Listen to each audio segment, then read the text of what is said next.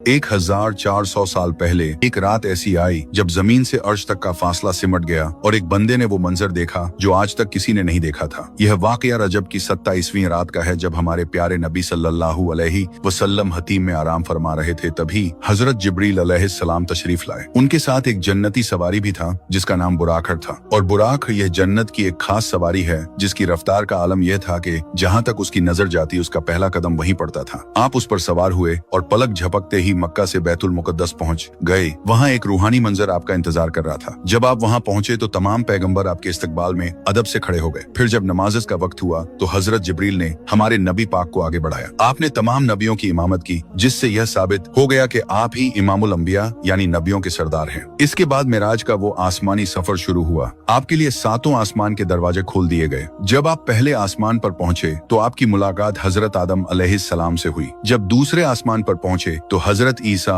और हजरत याहिया अलैहिस्सलाम से हुई। तीसरे आसमान पर हजरत यूसुफ अलैहिस्सलाम से मुलाकात हुई। चौथे आसमान पर हजरत इदरीस अलैहिस्सलाम से मुलाकात हुई। 5वें आसमान पर हजरत हारून अलैहिस्सलाम से, 6ठे आसमान पर हजरत मूसा अलैहिस्सलाम से आपकी मुलाकात हुई और 7वें आसमान पर हजरत इब्राहिम अलैहिस्सलाम से आपकी मुलाकात हुई। फिर आप उस मुकाम पर पहुंचे जिसे सिदरतुल मुंतहा कहा जाता है। यह वो बेरी का पेड़ है जहाँ जाकर हजरत जिब्रील भी रुक गए और कहा, या रसूल अल्लाह, अगर मैं यहाँ से एक बाल बराबर भी आगे कदम बढ़ाया तो अल्लाह के नूर से मेरे पर जल जाएंगे।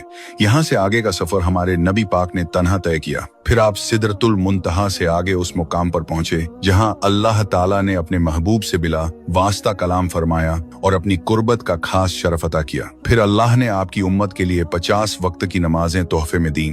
लेकिन जब आप वापस 1000 बाछे लौट रहे थे तो 6ठे आसमान पर हजरत मूसा अलैहिस्सलाम मिले। उन्होंने कहा, आपकी उम्मत इतनी नमाजें बर्दाश्त नहीं कर पाएगी, अपने रब से कमी की दरख्वास्त कीजिए। हमारे नबी पाक बार बार अल्लाह की बारगाह में गए और नमाजें कम होती गई। आखिर में सिर्फ 5 नमाजें बची तो नबी पाक ने फरमाया, अब मुझे शर्म आ रही है, क्या मेरी उम्मत 5 वक्त की नमाज भी अदा नहीं कर सकती? अब मैं नहीं जाऊंगा। लेकिन अल्लाह का करम देखिए, आवाज आई, ए प्यारे महबूब मेरे यहाँ बात बदलती नहीं। जो आपकी उम्मत यह 5 नमाजें पढ़ेगी उन्हें पूरे 50 नमाजों का सवाब मिलेगा। दोस्तों, शबे मिराज का यह वाकया हमें अल्लाह की कुदरत और नमाज की अहमियत समझाता है। अल्लाह करे कि हम सब 5 वक्ता नमाजी बन जाएं।